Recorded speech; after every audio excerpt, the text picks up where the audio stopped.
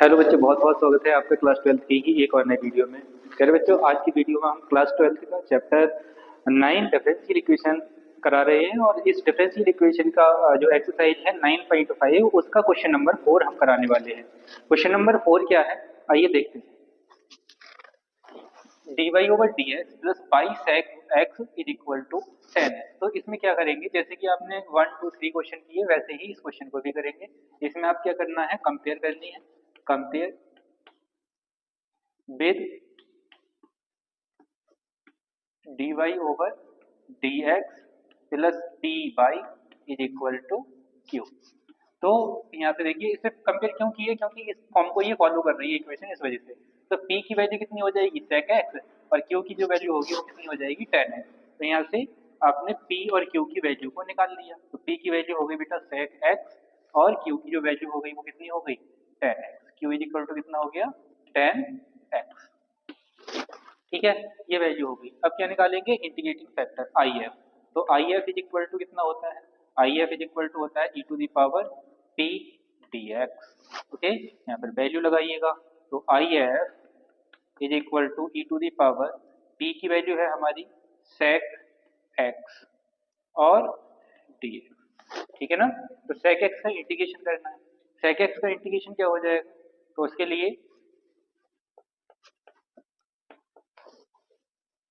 e to the power, तो sec x का जो इंटीग्रेशन होगा, sec x का इंटीग्रेशन होता है log, कितना होता है, log sec x plus tan x।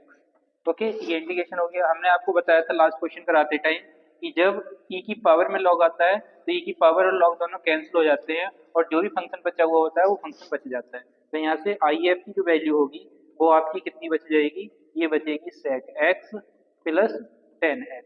Okay, तो IF आपका कितना आ गया, sec x plus tan x आ गया। ठीक है ना। अब आप क्या करेंगे, फॉर्मूला लगाएंगे। फॉर्मूला क्या होता है, y into IF is equal to integration IF into q और dx।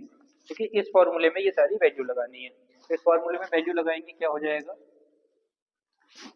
बाई बाई लिख दिया। IF की वैल्यू है sec x plus tan x, ये आपने नोट कर लिया, इज इक्वल टू IF की वैल्यू फिर से लगाइए, sec x plus tan x, और q आपका कितना आया था, q देखिए आया था tan x, तो यहाँ पर लिख दिया tan x। ओके, अब मल्टीप्लाई कर दो इसके अंदर और यहाँ पर लास्ट में क्या आ गया, dx, अंदर मल्टीप्लाई करो। इस टर्म को ऐसे ही लिखा रहने देंगे, by sec x plus tan x। Okay, अंदर मल्टीप्लाई करेंगे इसकी, तो ये बेटा sec x into tan x हो जाएगा, sec x into tan x plus, और ये हो जाएगा tan स्क्वायर x, और बाहर कितना चल रहा है इसके, dx y sec x plus tan x is equal to, इसको आप सेपरेट कर लेंगे, इसको लिख दिया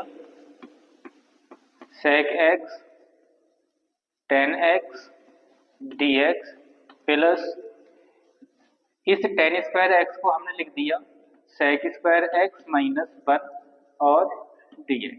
ठीक है, ऐसा क्यों लिखा है, क्योंकि डायरेक्टली tan स्क्वायर x का इंटीग्रेशन नहीं होता है, तो उसको tan स्क्वायर x को हमने sec स्क्वायर x में कन्वर्ट कर दिया है। ठीक है ना। अब आइए, ये y is equal to sec x plus tan x is equal to, इस पूरे का इंटीग्रेशन होता है, integration of sec x tan x क्या हो जाता है, sec x। तो ये sec x का इंटीग्रेशन होता है, तो इसको लिख देंगे आप sec x प्लस आया, प्लस में sec square x, sec square x का इंटीग्रेशन कितना हो जाता है, ये भी sec x ही होता है। क्या होता है, sec स्क्वायर x का इंटीग्रेशन, सॉरी tan x कितना होता है, tan x, फिर माइनस 1 का इंटीग्रेशन कितना हो जाएगा, x, और प्लस कांस्टेंट आ गई आपकी c। ठीक है ना। तो इसको आप और कैसे लिख सकते हैं, इसको आप ऐसे लिख दीजिए, y is equal, sorry, y into sec x plus tan x is equal to sec x plus tan x minus x plus c। ये ही आपका क्या हो जाएगा, आंसर। तो आई होप ये क्वेश्चन भी आपको समझ में आया होगा। अगर क्वेश्चन आपको समझ में आया तो वीडियो को लाइक, चैनल को सब्सक्राइब करना ना भूलें। मिलते हैं एक और नए वीडियो में, तब तक के लिए नमस्कार।